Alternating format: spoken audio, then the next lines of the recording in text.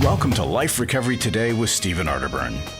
In the next half hour, you'll obtain insights and tools to transform your life using the biblical principles found in the 12-step program. We believe everyone can benefit from a life recovery experience because we all have struggles in life. Struggles with addictions, food, depression, anxiety, and relationships, to name a few. You'll be encouraged to see how others have found a new way of life with hope for the future through life recovery. Your host is Steve Arterburn, founder of New Life Ministries and Women of Faith, author of over 100 books, and teaching pastor at Northview Church in Carmel, Indiana, one of the 20 largest churches in America. Steve is the co-editor of the Life Recovery Bible, the #1 selling recovery Bible. With over 3 million copies sold, this is the Bible given to inmates by Prison Fellowship and the Pew Bible for the Salvation Army. Now here's Steve. Hi there. Welcome to Life Recovery Today. Steve Arterburn here. I've got a special, really wonderful guest. I'm going to talk about the spiritual side of recovery. A lot of people would say, well, all recovery is spiritual. I think that's true. But before we begin, here it is December, and we're talking about this 12th step. A lot of you are in step studies on the 12th step. And so here, by using prayer and meditation, we're trying to get a closer connection with God. We're trying to improve and to deepen the relationship with God. And maybe we don't fully understand all that God is or what He can do for us, because as we recover, God unfolds and reveals more and more about Himself. As we read His Word, like in a Life Recovery Bible, we learn more and more about God, and then we can understand Him better and better. And having gone through recovery, having worked those 12 steps, if it's real, you don't really have a choice. You got to tell somebody about it. I really hate it when somebody will get into recovery and the one thing they never do is share with other people outside of recovery circles that they are recovering, no matter what it's from. And of course, these steps that we use, they're steps that apply to depression or anxiety because they're just biblical principles. I like to call them not a 3-point sermon, which is pretty common, but I like to call them a 12-point sermon. We also look at the laws of life recovery, and the 12th law is the law of responsibility. And one of the things that we're responsible to do, we're responsible to God for this, but we're also responsible to ourselves for this, and that is to forgive other people. If we're always looking, judging, defining them in terms other than their humanity, we'll never fully accept them as humans, and we might be struggling with forgiveness years to come. So I want to encourage you to see your own faults, defects, see that in other people that we need to forgive, because wouldn't it be terrible to do everything you need to do, but forgive people and free yourself in the recovery process. All of that is from the 12 Laws of Life Recovery. You can get that at 1-800-NEW-LIFE. I'll take a break. When we come back, our special guest today, I think you're going to like this. We're going to talk about spiritual recovery. Are you going through your struggles alone? Do you want someone to talk to help you through your pain? Do you feel like a failure when you relapse again, telling yourself, next time will be different? Don't walk this path alone anymore. Join a life recovery group today and be a person that your friends and family can be proud of. God created us to be in community, and we believe everyone can benefit from a life recovery experience. There are life recovery groups all over the country, and if there isn't one in your area, we can help you start one. Life Recovery brings recovery to you, right where you are. You'll take a journey with others to find healing and freedom. Whether you're looking to join a group or start one, New Life Ministries is here for you. Call us at 1-800-NEW-LIFE or visit liferecoverytoday.net.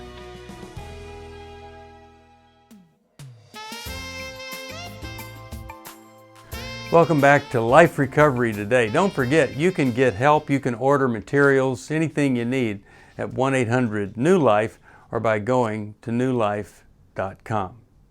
Well, my special guest today is Anthony Acampora. And Anthony is working, well, we've had others from Banyan Treatment Centers. And Andy, thank you. Anthony, thank you for being with us. We're so glad you're here. Thanks so much, Steve, for having me. This is an honor. Well, let's talk about what you're doing right now with your life. What's it like there being a chaplain and helping people find their spiritual way through recovery? I have to say, it's a blessing. It really is. After all different things that I've gone through to kind of land this type of position, I'm actually the director of the program. It's called Faith in Recovery, and it's part of Banyan Treatment Centers. It's one of the programs at Banyan. We have 12 locations nationally, but this one is a faith-based program. And basically what I do is I oversee the program. I minister to clients. I meet with them for faith counseling. It's really biblical counseling. And I do groups and I do some outreach, and it's just really amazing to be able to actually watch God work through people's lives and really to transform people. I mean, I'm kind of just directing traffic here and trying to encourage people and giving them information, and the Holy Spirit's really transforming these people from the inside out. And we see it over and over and over. And there's so many things that happen that increase my faith on a daily basis. So, in a nutshell, that's basically what I do here. Well, I know that Bill W., the founder of AA, well, he was really moved by William James' book, The Varieties of Spiritual Experiences or Religious Experiences. I actually forget the title now, but anyway, it doesn't matter. So, but what he was talking about was spiritual awakening. And Bill W. frequently talked about having had a spiritual awakening, and that's why it's in the steps. Do you help somebody have a spiritual awakening, or is it something that just has to happen, or what? How does a person end up with a spiritual awakening that could set them off in a totally different direction? Yeah, it's a great question. I think what happens is they initiate contact with God. They start to surrender. And sometimes it's 10%, sometimes more. A lot of our clients in this program some of them never even been to church before. Some of them never read the Bible. So this is all brand new to them. And I'll give you an example of what you're asking about. And we had a guy come in here a couple months ago. He was a devout atheist. He was an outspoken atheist. He used to debate people in universities about atheism. And he ended up in our program, in the faith program somehow. And he said he hated it, like the first few days. And then he said every time he tried to leave, something would happen, some type of like spiritual like awakening or a God incident or a confirmation. And he was explaining these things to me in my office. And he ended up staying in the program. He got saved. He came to Christ. He got baptized, and his father came and was baptized with him, which is a whole nother miracle story. And he completed the program. Now, this guy had a tattoo on his shoulder that was an atheist logo. I've never even seen one before, but it was a tattoo. Like, that's how into it he was. That's how committed he was as an atheist. And he said at the end, when he completed the program, he said he came into my office, and it was just amazing how this guy was transformed. He was like, nobody could even believe it. He was a completely different person. And he said to me, I'm going to keep the atheist logo, but I'm going to put a cross above it and a line through the atheist tattoo, because I want people to know where I was and where I'm at now. And it's all because of God.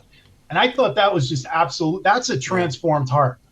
So it really is. I'd love to have a picture of that, the final tattoo. But Anthony, what you did is you gave us an example of something outside of God moving that absolutely makes no sense. I mean, if he was a guy that was kind of weak or trying to figure stuff out, and he comes in, you go, okay, well great, he found some people, he wanted to go their direction.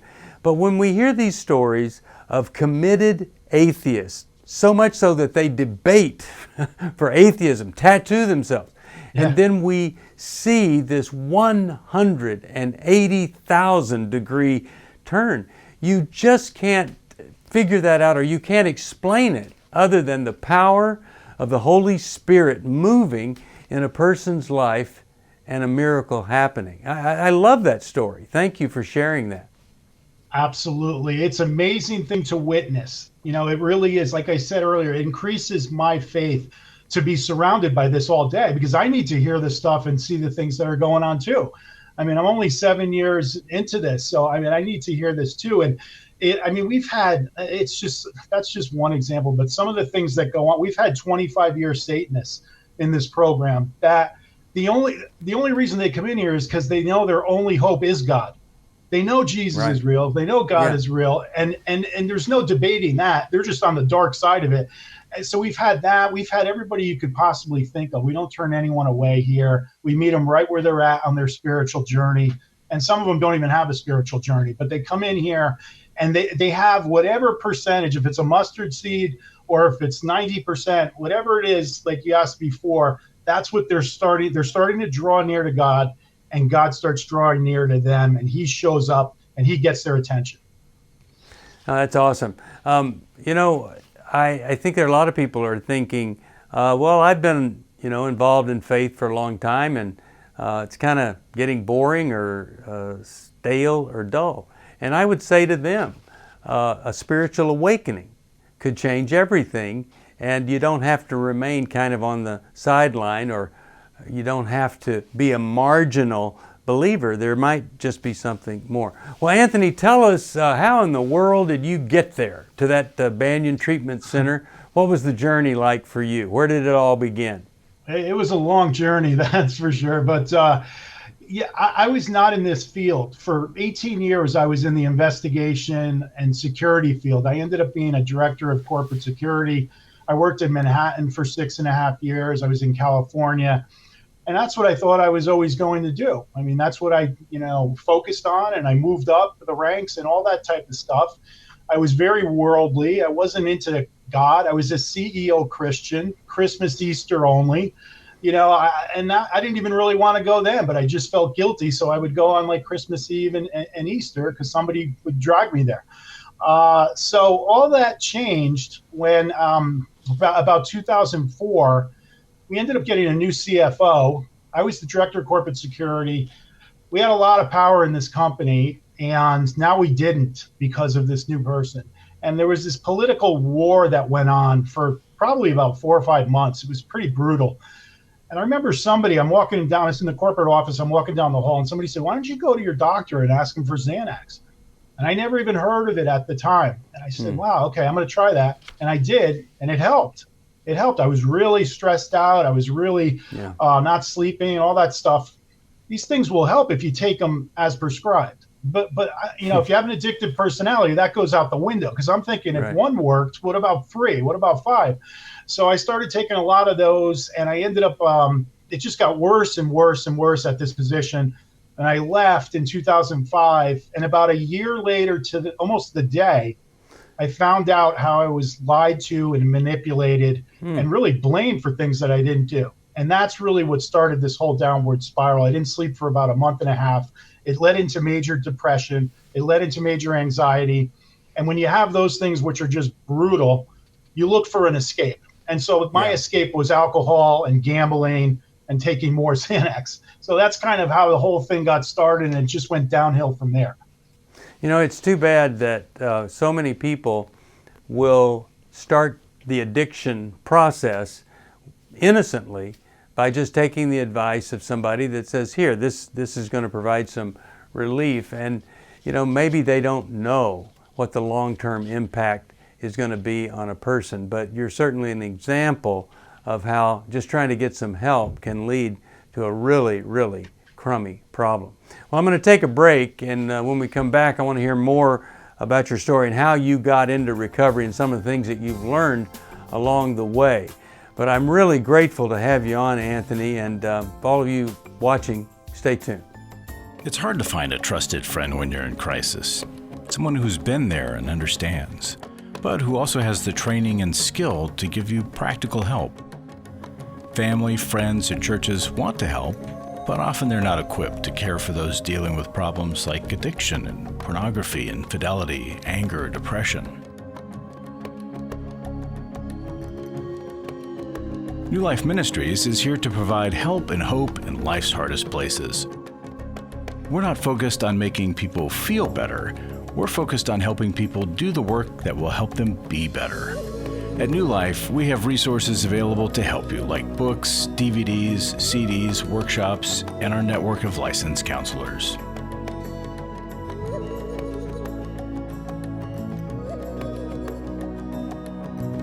If you need help, call 1-800-NEW-LIFE and begin your new life today.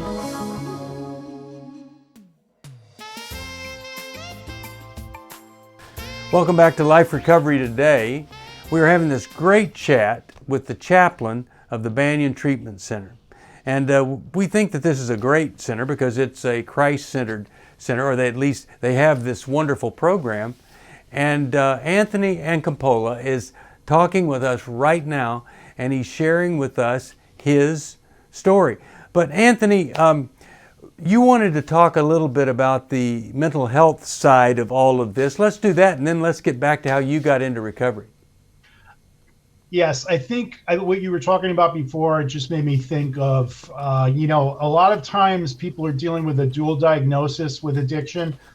Sometimes it comes before the mental health issues or after. Mine was before. Like I said, I had major depression, major anxiety, and it's just brutal. And nobody sees it either. And the problem is a lot of times they mistake that for you're okay, you're fine, you look fine. Yeah. You just don't want to get better. You just want attention. Where's your faith? I used to hear all these things and it would kind of infuriate me sometimes. So, with that, there's oftentimes with mental health disorders like depression, anxiety, where people are getting a diagnosis and maybe that's not accurate, or maybe it has to do with the addiction that they have. So, and then you start taking medications for something that might not actually help or make it worse even. So I was just thinking of that because they're so intertwined. Most of our clients, we have a mental health program here. It's right across the hall from the faith program. But so many of our clients are dealing with dual diagnosis mental health issues. And it's devastating because the stigma, because of the judgment, not just the judgment with the addiction, but also with the depression and anxiety or whatever else they're dealing with. So it's such an uphill battle, and it's very difficult because they're dealing with so much shame and so much guilt and so much stigma that they just want to kind of crawl under something and hide. And that just makes it even worse. So it's a very difficult situation. I just wish that every person who was recovering had a Savior who could totally eliminate the shame, that they could live free of shame by accepting Him. Now, tell us how you got sober. What happened that turned things around for you? Well, everybody says the rock bottom. I hit a bunch of those, but the last one was, you burn so many bridges. This went on for 7 years. I was living with one of my sisters. I was in Naples, Florida, and I was gambling like crazy, even though I banned myself from all the casinos, the Seminole casinos. But I happened to find a boat that goes out of Fort Myers, and I jumped on that, and I was on that like 3 nights a week. And when my sister found out, she kicked me out. So I ended up in this place called St. Matthew's House, which was basically a shelter, and I had nowhere else to go. The blessing was it was connected to a faith-based program called Justin's Place, and I went into that program after a couple weeks in the shelter part, and that's when I started to reconnect with God and reestablish my relationship with God. But also that's where I was able to finally forgive the person that I had so much hatred towards, that manipulated and lied to me and cost me so much. I had to finally forgive this person. And that was really when things started to change. I was operating outside of God's will. I knew I was supposed to forgive. Yeah. I couldn't do it. I didn't know how to do it. I didn't want to do it. But then when I finally just surrendered and prayed a lot, asked God to help me to forgive. He answered, and I was able to sincerely forgive from the heart, and that's when things started to change. Well, I love that story too, because here again, you had held on to this. You were quite committed to being angry and holding a grudge against that person. And the only way it can be explained is that God moved in your life and you went from, this guy deserves for me to hate him, to forgiveness. I just think that in and of itself is quite miraculous. I'm really glad that you shared that. Now, you said that you got into gambling a lot, and then, of course, the alcohol, Xanax, things like that. Tell me the difference between a gambling addict and a drug addict. I tell you, I always say this, the gambling was the worst by far of all three. Why is that? I could not stop. I had absolutely no control. I always compare it to when you're driving and you lose control of your car, like on ice or something. Yeah. And it was that I felt like that for 2 years with this gambling thing. It was destroying me, and I became a slave, like it says in 2 Peter, we become a slave to whatever controls us. I was a slave to this addiction of gambling, and I could not stop. And you end up missing things that you would really want to do, like going to the Super Bowl, and I would just sit at a blackjack table because I couldn't pry myself away.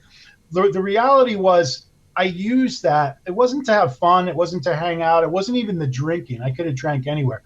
It was just to divert myself from my misery, my miserable existence.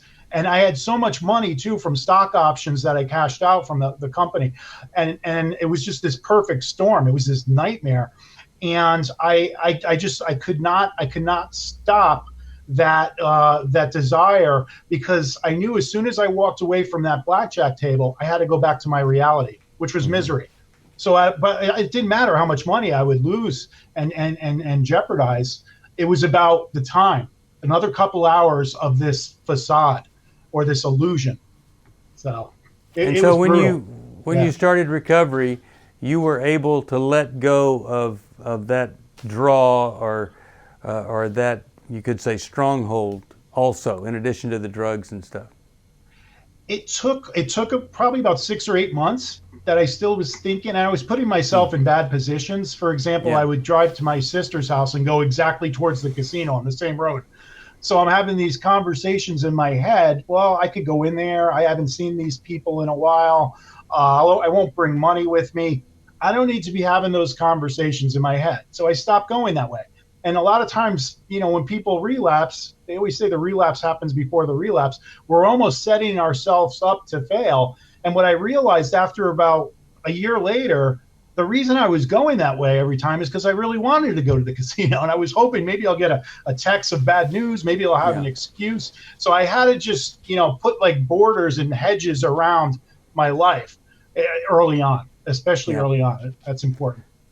Well, Anthony, I so appreciate you being here and sharing with us, and really giving people hope that there is a God. He is a powerful God, and if we will just be open to that God, whether we're a devout atheist tattooed or we're a gambling addict that can't walk away from the tables even during the Super Bowl, that God can help us. And I wish you the best, and thank you for sharing all of this, and give my best to all of those people at Banyan Treatment Centers. Anybody wanting to know about Banyan, you could call us at 1-800-NEW-LIFE. When we come back, I'm going to talk to you about relapse. Life recovery isn't just about making the courageous choice to give up an addiction or dependency. It's a journey towards health, wholeness, and becoming your very best you. If you need resources to help you in your journey, we can help. There are many life recovery resources that you can do on your own, with a group, or with your church.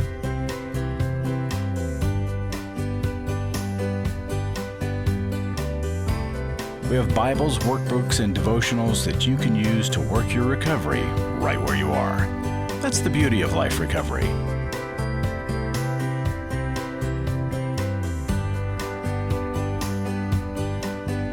To learn more or to get the Life Recovery Bible or any other life recovery resource, visit liferecoverytoday.net or call us at 1-800-NEW-LIFE. 1-800-NEW-LIFE. Welcome back to Life Recovery Today. So glad to have Anthony Acampora. You can call 1-800-NEW-LIFE. We'll tell you all about Banyan Treatment Centers. One of the things that Anthony mentioned was that the relapse starts before the relapse. Well, in reality, relapse is a process, and it doesn't start when we end up on a gambling table or taking a drink.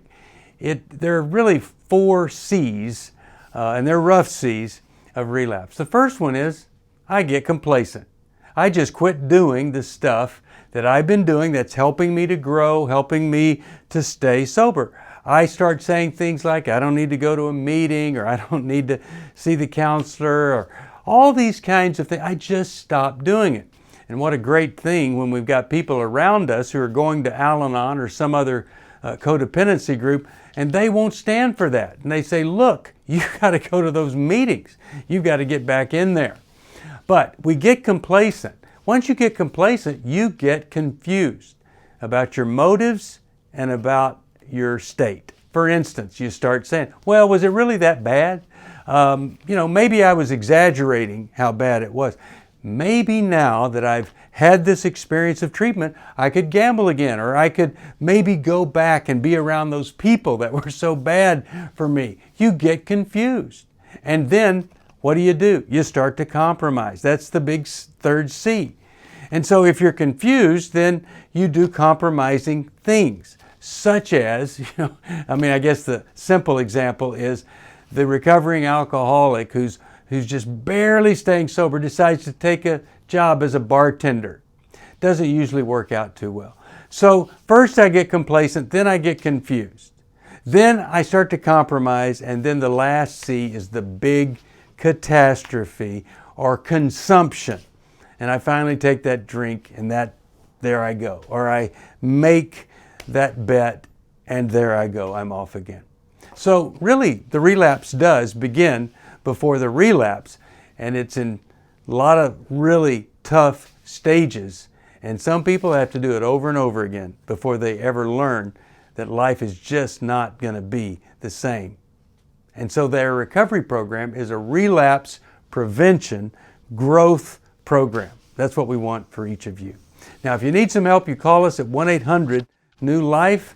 We can get you a Life Recovery Bible and the workbooks that go with it. And you can be off on your own recovery and healing journey. That number, 1-800-NEW-LIFE. I pray that today is going to be a day of greater peace, hope, and serenity for you. Thanks for joining us for Life Recovery Today with Stephen Arterburn. We hope this program has helped you integrate God's truth and wisdom into your recovery journey. This program is brought to you by New Life Ministries, and it's your support that keeps this program on the air. When you contact us for any reason, be sure to let us know that you watch on NRB. Call us at 1-800-NEW-LIFE or go to liferecoverytoday.net. Please join us again next week for more Life Recovery Today.